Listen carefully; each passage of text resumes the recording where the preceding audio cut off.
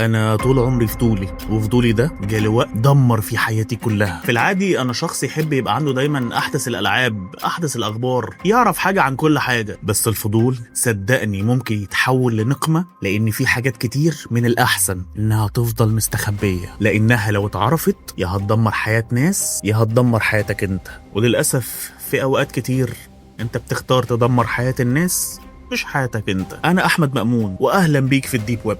انزل اعمل لايك وسبسكرايب علشان احنا بنجهز لحلقه دسمه جدا ومرعبه جدا. الديب ويب هو عالم كله حاجات حرام، هتلاقي تجاره اعضاء وتجاره مخدرات واسلحه وريد رومز بيحصل فيها بلاوي وترابيزات بلياردو وبنج. طبعا انا هحكي لك تجربه من تجارب العبد لله الشخصيه، وصدقني كل حاجه هتتقال في القصه دي مش كويس، لان انا منصحش اي حد يعمل اللي انا عملته، لان بجد هتندم ندم عمرك. واي حاجه هتحصل او تتقال في الفيديو ده هي على مسؤوليتك انت الشخصيه، وقد اعذر من انذر. جاهز دلوقتي؟ يلا بينا. في يوم كنت قاعد مع اصحاب ليا على القهوه، وفجاه في واحد منهم قال: سمعتوا يا جدعان عن الحادثه اللي حصلت على كوبري مسترد؟ واحد من اللي قاعدين قال له: مش ده الواد اللي لقوه مقتول ومتاخده منه كل اعضاء جسمه؟ هو ليه يا اسطى حصل فيه كده؟ هو ممكن يكون اتخطف من عصابه مثلا؟ قال لي: يا ريت، ده واحد زيي وزيك، حد عادي جدا. المجرم واحد كان مش من المنطقه اصلا ونقل المنطقه جديد، وبدأ يتعرف على أهالي المنطقة واحدة واحدة، وبالصدفة اتعرف على طفل صغير كان بيجيب له حاجات حلوة كتير وكان بيذاكر معاه في البيت بتاعه. وفي يوم الواد الصغير جاي لصاحبه الكبير عشان يهزروا سوا تاني ويذاكروا تاني زي ما بيعملوا في العادي. الولد لقى نفسه مقتول وبيتمثل بجثته وبتتاخد أعضاءه. والبوليس في التحقيقات وبعد التفتيشات اللي تمت في جهاز الكمبيوتر الخاص بالمجرم ده لقى انه كان مصور كل حاجة عملها في الواد بالصوت والصورة، وكان بيبيع الفيديوهات دي على النت. هو كان بيبيع لهم الفيديوهات دي على النت؟ قال لي ده كان بيبيع الفيديوهات دي على النت عادي جدا على حاجة اسمها الدارك ويب، وعنده أكتر من 20,000 دولار في حسابه البنكي. أخوك سمع الكلمتين وقعد يستغرب، هو إيه اللي يخلي البني آدمين تعمل كده ببعض عشان شوية فلوس؟ ليه بني آدم يوصل بيه الفجر للدرجة دي؟ يومها ما عرفتش أنام وقعدت أفكر بالليل هو في إيه وليه بيحصل كده، وقررت إن أنا هعمل أسوأ حاجة ممكن تتخيلها في حياتك. قررت أشوف فيديوهات على النت لإزاي بتدخل على الدارك ويب، وصدقني لو رجع بيا الزمن أنا مش هعمل كده، لأن اللي شفته وسمعته جوه أسوأ بكتير مما كنت أتخيل. بسم الله الرحمن الرحيم. أول مواقع بتقولك اوعى تتكلم عن هويتك مع أي حد، ولا ترد على رسالة، ولا تبعت إيميل، ولا تتعامل مع أي حد جوه، ولو اتعاملت مع حد انت اللي مسؤول. قلت عادي، يمكن احتياطات امان وجزء من عملية التسجيل، فتمام. لكن اللي شفته كان مرعب لأقصى درجة. مواقع زي جوميا وأمازون اللي عندنا تقدر تشتري منهم أي حاجة، هناك برضو تقدر تشتري منهم أي حاجة، سواء مخدرات، حشيش، سلاح، هيروين بشكل الخام، كل حاجة هتلاقيها موجودة، والتوصيل لحد باب بيتك. طيب والجمارك، البوليس، ملكش دعوة، انت بتدفع بس. اما الغريب بالنسبه لي بقى كان المواقع اللي فيها الاسلحه والمواد الخام لعمل السلاح، وانك ازاي تقدر تعمل سلاح لوحدك، وناس بتعمل ريفيوهات لاسلحه كأن عالم طبيعي جدا، والحاجات دي يا جدعان زي الميه والاكل، انتوا ليه اوفر يعني؟ عادي، ده شويه اسلحه. اما عن مواقع تانية لقيت اني بيقولك تم اختراق البنك اللي مش عارفه ايه الدولي، والبيانات الخاصه بالكريدت كاردز موجوده كذا كذا كذا، ولو عايز تخش تاخدها بس على مسؤوليتك الشخصيه. وجزء تاني بيبيع لك حسابات بنكيه فيها برضه دولارات بمبالغ اقل بكتير، ال1000 دولار ب100 دولار، وبرضه على مسؤوليتك الشخصيه. ده غير مواقع تجاره الاعضاء، وشفت ناس غريبه جدا عارضه كلى وقلب وكبد، ده غير اعضاء اطفال جوه الموقع للبيع، يحسسك ان كأنك دخلت وكر الشياطين. بس اللي جاي صدقني أسوأ. دخلت حاجة اسمها الغرف الحمراء أو الريد رومز، ودي أسوأ حاجة ممكن تشوفها أو تسمعها في الدارك ويب. لو سمعت عنها فأنت أكيد عارف أنا شفت إيه جوه. دي غرف بيحصل فيها حاجة زي مزادات، بس مش على انتكات، لا، على أرواح البني آدمين. بيجيب لك الشخص ده مسجون، يقول لك مثلا فلان ده دفع 100 دولار عشان خاطر يقول لك إيه، عوره في صدره، فيجيب سكينة ويعوره قدامك. فلان التاني دفع 1000 دولار عشان يقطع حتة من دراعه، يجيب السكينة ويقطع من جسمه حتة عشان دفع فلان الفلوس. والناس مش بتدفع ببياناتها الشخصية، لا، دي بتدفع بالبيتكوين عشان تبقى كل حاجة في السنترك وفي الأمان. والمقرف بالنسبة لي إن الناس اللي بترد في التعليقات بترد بشكل دموي يحسسك إن دول مش بني آدمين، دول أكيد روبوتات، من كمية الانبساط والنشوة اللي بتبقى موجودة فيهم، وفي بني آدم تاني بيتعذب، بس أنا بشبع غريزة العنف اللي عندي.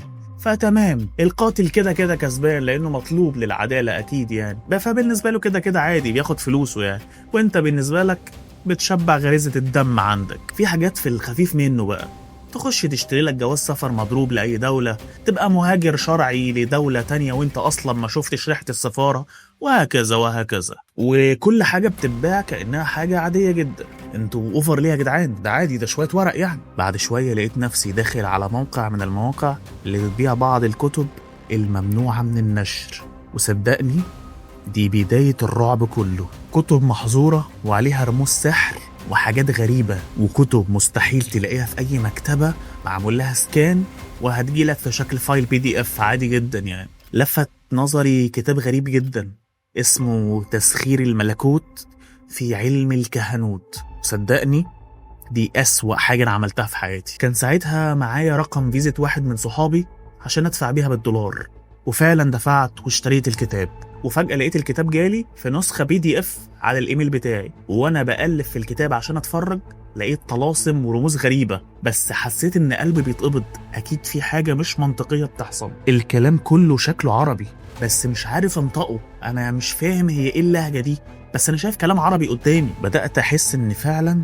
الموضوع مش مظبوط، كلام عن تسخير الجن، كلام عن تحضير أرواح، وحاجات غريبة أنا مش فاهم إيه ده. ده غير إن كان في تحذير في أول الكتاب، ده الوحيد اللي عرفت أقراه، لو دخلت مش هترجع زي ما كنت. وأنا في العادي فضولي، بس المرة دي أنا بجد خفت. كنت قاعد لوحدي في الأوضة، بس فجأة النور ضلم زي دلوقتي كده، وكل جملة بقراها كأني بسمع صوت جاي من الحيطة حواليا، وكأني في حاجات موجودة معايا بس أنا مش شايفها. وجالي إحساس إن الكتاب ده في بلوى هتحصل لي من وراه، أنا معرفش هي إيه، بس في طاقة سلبية حواليا. ومع ذلك أنا للأسف كملت، ويا ريتني ما كملت. بعد شوية أنا عمال بقلب في الكتاب وحسيت كأني في نفس جاي من ورا ظهري، في حاجة ورايا. هي إيه الحاجة دي؟ أنا مش عارف، وخايف أبص ورايا. كل ما أدخل صفحة أحس زي ما يكون في عين مركزة عليا، وزي ما يكون بتقولي كمل كمل. أنا خفت جدا ساعتها، قفلت الكتاب ومسحته من الجهاز ومسحت الإيميل كله، أنا مش عايز حاجة خلاص. قلت الحمد لله إنها جت على قد كده، خلاص أنا مش هكرر التجربة دي تاني خلاص. بس من اليوم ده أنا حياتي ما بقتش مظبوطة زي الأول. كل شوية بسمع صوت جاي من جوايا، ارجع هات الكتاب، ارجع اقرا، مع إني لا في حد في البيت قاعد معايا ولا في جار ليا قريب، أنا قاعد لوحدي. لحد ما في مرة قررت إن أنا أرجع أجيب الكتاب تاني وأكمل قراية، وقلبت الصفحة برضو عشان أكمل من آخر حتة وقفت عندها. حسيت بسقعة شديدة، كأني في كوباية تلج اتكبت في ظهري من ورا. بدأت أسمع أصوات غريبة وحاجات لو حكيتها لك صدقني والله جسمك هيقشعر. قفلت الكتاب تاني ومسحته تاني ونزلت أنام مع أبويا وأمي في الشقة، خلاص أنا مش هعمل التجربة دي تاني. يومها بالليل نمت فعلا، وحلمت براجل قصير ودراعه طويل وبيطلع يجري ورايا ويقول لي انت ما كملتش ليه؟ ارجع كمل. اكتر من 10 ايام كل يوم نفس الحلم، وفضل بيتكلم معايا في الحلم كأن انا وهو قاعدين سوا، ويفضل يغريني بحاجات غريبة. بعد كام يوم صحيت من النوم، حسيت كأن في حاجة راكبة فوق ظهري، انا جسمي تقيل ومش قادر اتحرك. من اليوم اللي صحيت فيه وحسيت الشيء ده راكب فوق ظهري، انا ما شفتش يوم عدل. عايز اهتم بدراستي اصلا، سقطت 2 سنين في الكلية مع اني في العادي اصلا عمري ما سقطت. فضلت في الحال ده اكتر من 6 شهور، لا قادر اذاكر ولا قادر اركز في اي حاجة. كل شوية دماغي ترجع لكل حاجة شفتها وللراجل اللي بيجري ورايا ويقول لي ارجع كمل. اخر ما تعبت من كلام ابويا والكلام المحبط اللي كل شوية اسمعه منه، وانت فاشل، انت مش نافع، رحت وصارحت امي بكل اللي حصل. اتخضت وخدتني ورحنا لشيخ قعد يقرأ عليا قرآن كل يوم. جسمي حرفيا كان بيتكهرب وكنت بصرخ صريخ، والله لو شرحته لك عمرك ما هتصدقه ولا تستوعبه. والشيخ بيقرأ عليا كل آية من القرآن كنت بحس زي ما يكون في غربان بتطير في وشي، شياطين بتبصلي وتضحك من كتر ما هي بترعبني. الموضوع أخد أكتر من شهرين لحد ما عرفت أرجع لطبيعتي وأرجع تاني بني آدم طبيعي. حتى من كتر الرعب اللي أنا شفته في الفترة دي أنا قررت ما امسكش أي كتاب تاني معرفوش، وبلاش تجرب أي حاجة أنت مش قدها. دي نصيحة مني ليك، خصوصا في أي حاجة لها علاقة بالدارك ويب. لو في يوم سمعت عن حد بيقولك خد جرب الشيء ده أو جرب الحاجة الجديدة دي، صدقني ما تطوعوش. وصدقني أنا ربنا نجدني، بس أنا عملت لك الفيديو ده عشان أقولك خد بالك من أي حاجة ممكن ما يكونش لازم تعرف عنها حاجة. لأني ساعات كتير ببص في المراية وأنا داخل الحمام ألاقيه باصصلي وتيجي عينه في عيني ويقول لي خد بالك أنا لسه ما مشيتش، أنا بس مريحك شوية. صدقني أنا هزعلك، فاهم؟